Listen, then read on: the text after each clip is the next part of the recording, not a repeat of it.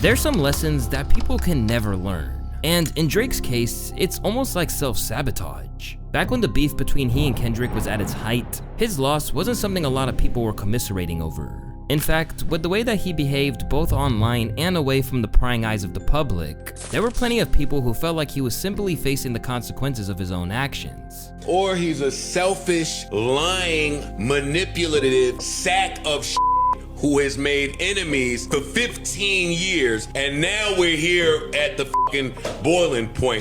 You have been behind the scenes, hitting his baby moms, sending money to baby. Yo, dog, you been back and sending messages to this wife, talking about hey, but this mom died. Hey, all that's cool, but where my beat at? I don't give a that your mom died. Dog, this been a sack of shit behind the scenes, and because he got fans and had Lucian, everybody just get to turn a blind eye. Now caught in the middle of a new feud, one that wouldn't be fought with bars but in the courtroom, Drake seems to be falling back into his old habits. By now, you'd think that he'd realize that dragging romantic partners or family into the mix almost always comes with consequences. However, it seems to only get worse as time progresses. It's your boy Louaista, and today we're going to be taking a deep dive into Drake's weird history of targeting his ops as women, whether it's their daughters, wives, or other associates. And like Kendrick said, the rabbit hole goes deep.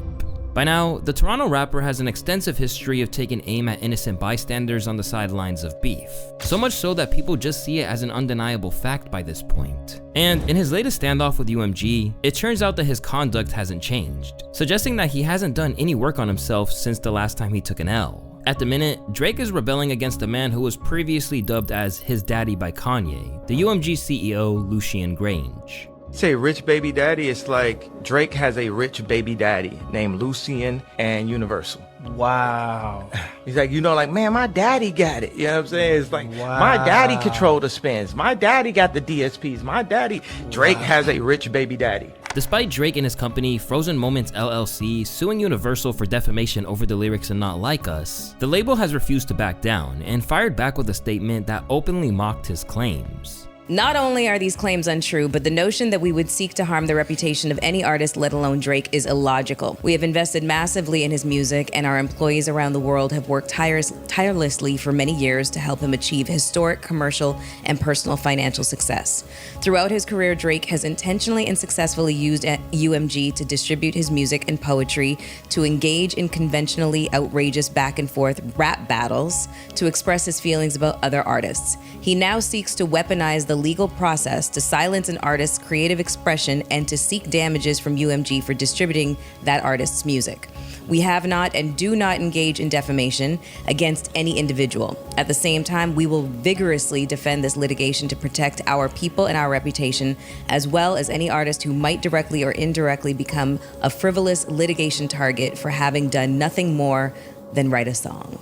But rather than handling it with the calculated restraint you would expect from a major corporation like UMG, they seem dead set on going to war, suggesting that Drake may have finally pushed them too far. They seem like enough for you now, which is odd. No, I don't think so. Really? You don't think that they're tired of the brat just I think that he might be, and stomping his fucking feet? We done had them conversations and the line is drawn. Yeah. Ain't no budget no more. Yeah. Okay then, nigga, it's up. Do what you gotta do. Yeah. You know how you talk to somebody like, all right, well, that's what it is? All right, well, fuck, you do what you gotta do then. But in typical fashion, Drizzy has noted their animosity and decided to wave another red flag in front of the UMG bull. And as always, he's made it personal by dragging someone on the sidelines into the mix. This time, it's Lucian Grange's daughter-in-law, Sophia Richie. Taking to his alternate Instagram account Plot Twist, Drake maliciously shared an image of her sporting a sweater with an OVO owl on it. To make matters worse, he wiped his entire following list, leaving only her as the one person he follows. In the wake of this move, the model and mother of one has refrained from responding because, in all likelihood, she's got better things to do than to get tangled up in these industry politics. But ultimately, she's just being used as a pawn here, with the target of Drake's aggression being the men in her life. And sadly, no one was the least bit surprised that he opted for this tactic, or that he's naive enough to expect a positive outcome. This is why it was easy for the whole industry to churn on him. He does weird shit all the time. I'm starting to get the hint that I don't think Drake ever learned what fuck around and find out is. The reason for the disgust isn't necessarily what he's doing. After all, this is hip hop and leverage is there to be used in battle. However, the problem is that it's a very pronounced pattern, and it's one that doesn't generally work out for him. Beginning with his feud with Meek Mill, the women in and around the rapper he's beefing with have always been wielded as a weapon by Drizzy. In Nicki's case, she and Drake had been friends for years. Having learned their craft together alongside Lil Wayne as his two leading proteges from Young Money, Drake initially seemed happy to collaborate with her man Meek Mill from Philly. After releasing Amen together the previous year, the pair reunited for Rico, and it was the line, "The girl of your dreams to me is probably not a challenge," that initially had Meek in his feelings as he thought he was low-key getting sneak dissed on his own album.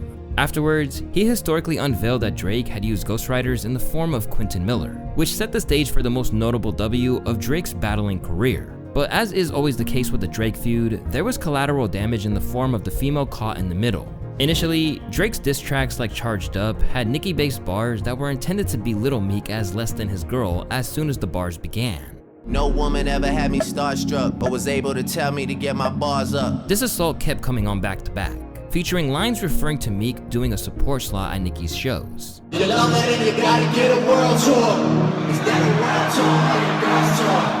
Then, he inferred that the whole thing wouldn't last, rhyming, I don't wanna hear about the seven again. Not even when she tell them that they better as friends. That's all fair in some ways if he didn't know Nicki, but by this time she was engaged to Meek, while Drake had been her friend for the better half of a decade. In the Philly rapper's case, he claimed that all the talk about Nicki being more acclaimed than him never affected their relationship or his self-worth. I remember last year just watching people, everybody going against me about a diss track, and you know, I used to look at it like, yo, y'all really think this gonna stop me? Right. You think on telling me I'm going on my girlfriend's tour gonna stop me?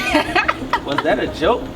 Because where I come from, like, you know, we come up, when you get money, a lot of guys, you end up gotta take care of girls, they ain't got nothing, they don't got no hustle into them, no hustle for themselves. I feel you. You know what I'm saying? They just taking out your pocket and things like that. Was that funny? I thought that was like live for me to have a girl that like get more money than me, that do a bigger tour than me. No, I thought that was actually dope. Be able to wake up, go on stage with your girl, make some money, had some good loving at the end of the night. That's some live shit. I never thought that was, I was looking at that like, is that a joke where we come from? That's like live nigga shit. In the end, the real victim in all of this was Minaj herself, who admitted, "It doesn't make me feel good. You don't ever want to choose sides between people you love. It's ridiculous. I just want it to be over." Later, after the dust settled and Drake was crowned the winner, she opened up about just how much it hurt. It was one of the hardest parts of my career. At the time, I did love both of them. I couldn't erase the love that I had for my team, but I also couldn't speak out, and I felt so imprisoned.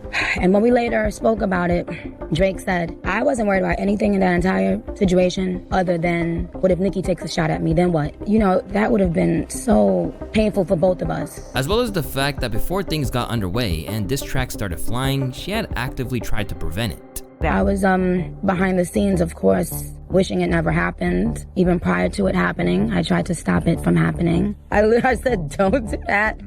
It is what it is, you know, like, one thing I do know is that both Meek and Drake have moved on from that. Yes, they have. From the anger and all of this stuff. As for her relationship with Drake, she claimed that they almost squabbled over it. I would be lying if I said Drake and I didn't have a whole conversation about this, where I told him, man, what, I don't think, you know, because I was still in the mode of things that Meek, you know, did. And then seeing the relief that they both got from it and seeing it be so genuine, like, if you know them, you know that this has been weighing heavily on them, because it's not about who's more successful or any of that. It's just about, man, when you know that you've known someone and y'all was cool and you actually truly liked them as a person at one time, and then something small became something big, and then now you guys hate each other and you carrying that. It's something that is just, until it's dealt with, it feels horrible. Like, it just feels like it's eating away at you, you know? But no matter what you do, you gotta make sure you're not in the same building with this person. You gotta make sure that, you know, so I'm happy for them. And while she might have been happy enough to move on, it doesn't change the fact that he put her in that situation. And seeing that right after this fucking brawl that, you know, at the biggest party of Fashion Week, I just felt so embarrassed. Like, this is not supposed to happen. But the damage left behind the scenario was done, and by 2017, Meek Mill and Nicki broke off their 2-year engagement. To confirm, yes, I am single, she tweeted on January 5th, "Focusing on my work and looking forward to sharing it with you guys really soon. Have a blessed new year." Then, by February 1st of that year, she posted a picture alongside Drake. But it's safe to say that despite the occasional interaction, their relationship has never truly been the same. In fact, Nicki was one of the first to call out his hypocrisy, pointing out that he had no problem benefiting from his UMG ties long before he decided to take legal action against them. After feeling her Queen album had been undervalued and underpublicized by her label, she suggested it was due to her unwillingness to play ball, while painting Drake as someone who reaped the rewards of playing along with the industry. Spotify put Drake's face on every playlist but told me they'd have to teach me a lesson for playing my music 10 minutes early on Queen Radio. Even though they've been giving away my music for free for years, and I am one of the top Spotify artists of all time. Whether he held a grievance over this or something else entirely, Drake would wind up doing Nicki dirty again. After initially being announced for a collaboration, Minaj was reportedly cut from For All the Dogs. The track in question, Needle, was one she had personally requested for her own project, only for it to be claimed for Drake's album and then ultimately left unused. You know, originally this song was going to be on his album, and it's so crazy how I always wanted it for my album. Recently, she called him out for choosing to collaborate with Lotto, one of her known rivals, instead of her, hinting that the relationship might be beyond repair. So, Ugly Boy 1 and Ugly Boy 2, they know they forever gonna have a willing participant because our girls are so desperate for this thing, you know. Nicki held Drake down and didn't switch on him like everyone did during the Kendrick beef, just for him to collab with Lotto. And while Nicki fans are correct that she never actively rebelled against him or joined in to throw fuel on the fire, she also didn't make any attempt to defend him at the height of the Kendrick beef either. But it's not like she's been shy about calling out Dot as well, as when Lil Wayne was snubbed from the Super Bowl halftime show, she was quick to come to his defense. In the Meek beef, Drake picked up an emphatic victory, but it appears to have been at the expense of damaging his bond with Nicki. And if he's willing to throw a longtime friend into the crossfire, should it really be a surprise that he's kept using the same tactic over and over? Except from here on out, it has continued to backfire, which was especially clear when he engaged in a rap battle with Pusha T. By 2018, tensions had been bubbling between Drake and one half of the Clips duo for a while. In a lot of ways, they had always been feuding as an extension of the longtime animosity between Star Trek and Cash Money.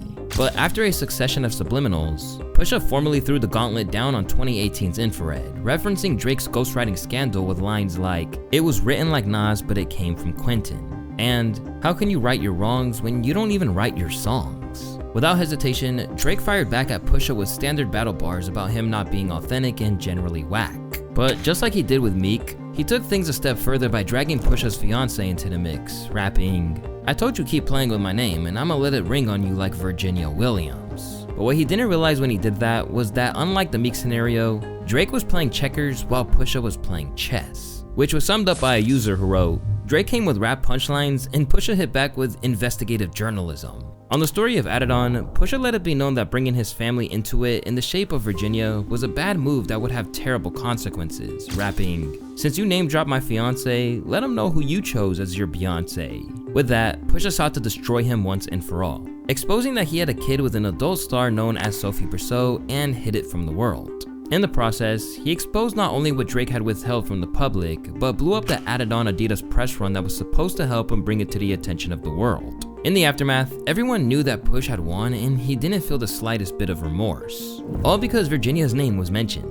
All bets are off because of that. That alone causes all bets to be off. I agree with you. Fair game. All relationship stuff is on the table now because he brought up your fiance. I agree. Yes. For Pusha, it was truly deeper than rap, as he insisted that he was trying to start a broader conversation over his character. If Drake taps out, would you stop Push? Would you be like, all right, I'm good? No. Tap out. I mean, you know what? I'm not gonna bully the situation because I feel like I think it's bigger questions now, though. I really do. 100%. They don't have to be answered to me, but I definitely feel that they're a bigger question than the things that I brought up, and I mean that he has to answer. I really feel like they need to be answered. That's real. We talked about the writing or whatever, the ghostwriting allegations. All right, cool. We off that. Now you get to like, you know, the mimicking of the black culture, right? Blackface. I mean, okay, I'm not ready to excuse that. I'm not really ready to excuse, you know, you talking multi-millionaire talk to me and you tucking a baby. Like, I'm not with all of that. Right. So like, I don't even hang with my friends who have child support issues. In later interviews, he noted his disdain for healthy relationships and proclaimed it all went back to his childhood. Now I gotta dig deeper into who the person is. Now I gotta dig in and see, what are y'all like? What's your family like? Oh, your dad left you at 5. drive. Oh, I get that. And he never walked you to the bus stop. You're mad about this. Oh, like you parade your dad around in these weird suits. Parade him. It's clown-like. That's what I get. I get clown feelings from that.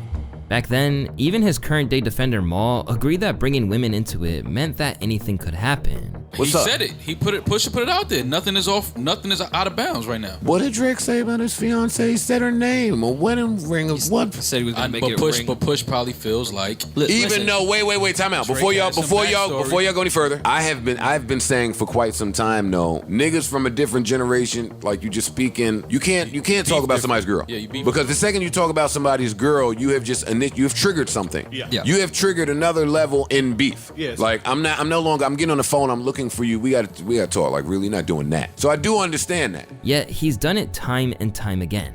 After claiming the sex was average with you about Rihanna, he got retaliation from Flacco, who spit, "In they feelings over women. What, you hurt or something? I smashed before you birthed, son. Flacco hit it first, son." And when Not Like Us dropped, Drake sought to hit mustard where it hurt, following his ex-wife and mother of his 3 children on Instagram. It doesn't stop there either. When getting roasted in the comment section by some random dude on Instagram, his first line of defense was to go straight for the women in his life. "I just followed your girl cause she's probably miserable and needs some excitement in her life." But while these stories are well documented, there's one instance where Drake tried to hit a rival MC where it hurts. One that only adds to the perception that his tactics are a little suspect. The tension between Mos Def and Drake is a bit unusual. In many ways, it started with Drake himself.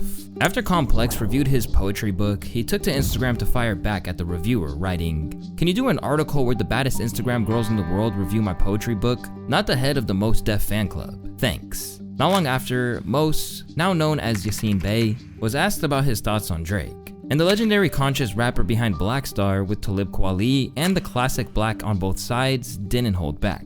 Like, is Drake hip hop? I know. Drake is Because we're here pop. for truth. We're here for Drake truth. Drake is pop to me. Right, that's fair. In the sense that it's charting like pop music, popular music. In the sense, like, if I was in Target in Houston and I heard a Drake song, so it feels like a lot of his music is compatible with shopping, or it's music, shopping with an edge in certain instances, or. Fair. I like Drake's music, but I understand exactly what you're saying. Of course, I mean, I it's get commercial, entertaining, fun, good, it's formulaic music. It's likable. Likable music, yeah. It's likable. As always, Drake took this personally, even if most of his criticism was purely his perspective on music. Soon, he took to Instagram, referring to the legendary spitter as a bohemian bucket, which is slang for crackhead. Now, thankfully for Drake, Mos is a humble and mature man. So rather than getting in his feelings, he actually explained what was transpiring. Drake, if you would like to speak to me directly, you can at any point. I reached out to Chappelle, asked him to reach out to you. I DM'd you. You are a very talented MC. I require more of myself and others than just talent or charm or charisma, particularly in times of urgent crisis. And what I would like to see in terms of creators or creative people in the world as it relates to our culture is for people to connect with us beyond the jukebox. And maybe Drake should have listened, because with one quote, he actually predicted a lot of the jumping ship that occurred during the Drake-Kendrick beef, almost as if he was forewarning what would come. You know, a fair weather friend can hardly be called a friend at all. The people who party with you, that's cool, but will they show up if you're at the triage? Despite Mos' open and honest response to him, Drake did what Drake does and followed a woman in his life. Except this time, he picked his daughter Layla, who was born 2 months after Drake had begun his rap career with room for improvement. And yes, you're not the only one who thinks this was weird. As one user put it, Mos Def said Drake wasn't hip-hop, and Drake's response to that was to follow his freshly 18-year-old daughter. Naturally, people were both horrified and baffled, questioning how anyone would think this is a good idea. To many, it felt like yet another glimpse into Drake's warped mindset. Does he have no self-awareness, or does he just not give a fuck?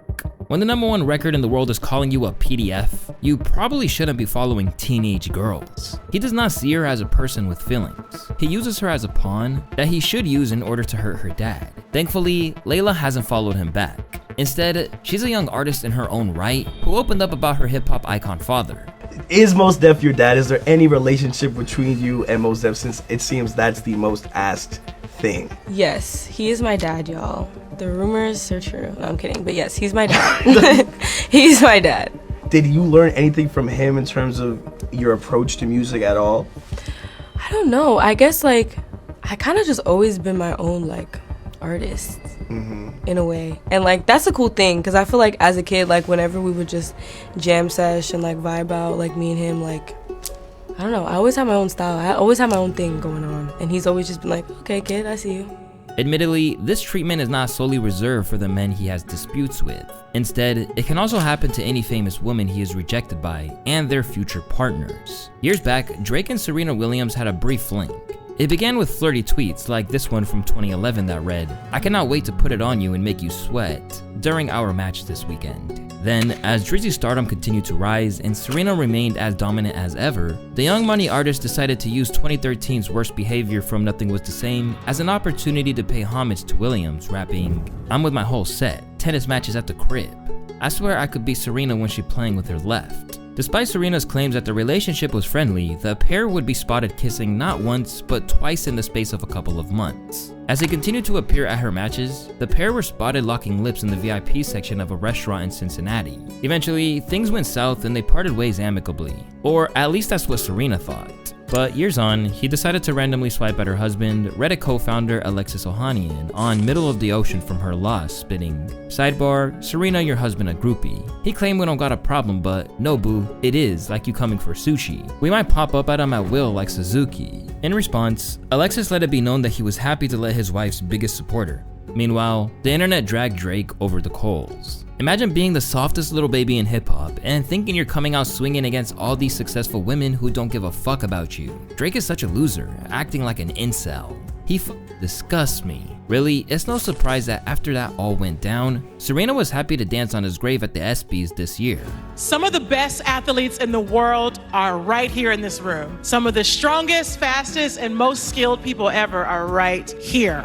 And if I've learned anything this year, it's that none of us, not a single one of us, not even me, should ever pick a fight with Kendrick Lamar. He will make your hometown not like you. The next time Drake sits courtside at a Raptors game, they're gonna Forrest Gump him. Sight's taken. And of course, she did so at the Super Bowl, where she joyfully crip walked to Georgia Smith, the British R&B artist who had a brief thing with Drizzy. No interaction was between Drake and Georgia. I'd be like, he's definitely texted her at 4 a.m. saying, "I need you, girl." Has he never sent you that text at 4 a.m.? Oh man, I've got Drake all wrong. I guess he's not as emotional as everyone thinks. He's not. He's a tough guy, clearly. Once they broke up, Drake threw bars at her new man, Joel Compass, for having the audacity to be less successful than him on the track Jaded. "I need to know how the new doo-doo guy does the same thing I do for a living but is less wavy." Of course, it didn't stop there, and with a sizable age gap between them, the entire song had people creeped out by its lyrical approach. Did y'all think he wants to control her? I could tell a girl you had potential and I wanted to shape it. No, you can. You could definitely tell a girl that. It's not gonna go over well. I'm convinced that this is about Georgia Smith. Y'all don't judge him for getting a 20-year-old name or number tattooed on him. Come on, man, with this casual bullshit you niggas is doing. I didn't know. Listen to the fucking song and tell me that the shit that he's saying about a 21-year-old girl. I think that record was definitely about George Smith. And I'm glad you related. And I think it's creepy. But y'all think it's fine, so I don't know. I don't know who it's about. In every case, Drake's battle strategy follows the same strange pattern, targeting people who aren't even in the fight, hoping to provoke a reaction. After Pusha, you'd think he would have learned his lesson, but instead, he kept doubling down. In no time did it backfire worse than when he tried it with Kendrick. Back at the outset of the beef, Kendrick Lamar let Drake know that this was a sporting contest, declaring on Euphoria that this is a friendly fade, you should keep it that way. But instead, he chose not to heed Kendrick's warning. And across family matters in the Heart Part 6, bringing up his fiancée and mother of his kids, Whitney Alford, would be his undoing. It started out with bars like this, which made some big swipes about Kendrick's personal life. Proposed in 2015 but don't want to make her your actual wife. I'm guessing this wedding ain't happening, right? I heard one of them kids might be Dave Freeze. Followed up with, only f***ing with Whitney's, not Millie Bobby Brown's. I'd never look twice at no teenager. And Whitney, you can hit me if you need a favor. And when I hit you back, it's a lot safer. Drake even did some digging into Whitney's IG to find a comment where Day Free commented a heart emoji on one of her pictures and then listed that as the cover art. However, as Kendrick made clear on Euphoria, "Don't speak on the family, Crody. It can get deep in the family, Crody. Talk about me and my family, Crody. Someone go bleed in your family, Crody." But Drake didn't listen, setting himself up for everything that followed. From Not Like Us and the pop out to the Grammys, the Super Bowl, and even the GNX tour, the fallout was relentless. And in the aftermath, even industry vets like Exhibit suggested Drake had no idea what he was getting himself into. I think he was severely underestimated. And when you look at the parable of David and Goliath, and you see, somebody who's, very, dismissive or very arrogant or very, feeling like, because Drake wasn't talking the way he's talking now. What we're seeing now is, I ain't drinking a week. Hold on. What we're seeing now is the repercussions of stepping on somebody that you shouldn't have stepped to. Like, they're not even in the same class. In my opinion, Drake should have just put out a massive hit for the women. And after pushing so hard to paint a narrative that K-Dot and Whitney were estranged, her music video appearance would prove to be the ultimate death blow. The family matter and the truth.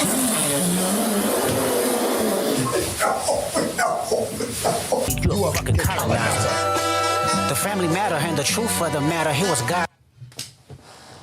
The family matter and the truth of the matter, he was God's plan to show y'all the liar.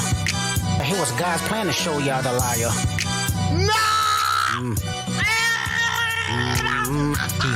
He a fan. And after all that happened, Kendrick capped it off by desiccating his Song of the Year award to his high school sweetheart. And somebody get the broom out. Get that broom out. Hey. Part 2, Not Like Us. Whitney in the video, Crip Walker. We gonna dedicate that one. She's gonna. Jay liked them walks. With that, Drake should be treading very carefully when it comes to posting wives and girlfriends online. But it appears if there's one thing he won't do, it's learn from his mistakes. If people still wonder why so many rappers couldn't wait to take Drake down, look no further than this. Now, with his reputation in shambles thanks to his own decisions, even easy targets like Joe Budden, who he recently tried to clown on his alternate Instagram with an unflattering photo, aren't taking the bait. And now he's of course targeting his co-host Melissa Ford on his new album with Party Next Door. You can't make this up. But more than anything, by once again posting another man's wife on the gram, Drake is playing a dangerous game. Because if UMG decides to fire back, it could be the final nail in the coffin. After all, if anyone knows where the skeletons are buried, it's a man's record label. It's your boy Louaista, and if you need any more content on Drake's downward spiral, believe me, I got you covered. Just click on any of these videos around my head right here. As always, I want to thank y'all for watching today's video, and if you haven't liked and subscribed already, make sure you do that, and I'll catch you guys on the next one. Peace.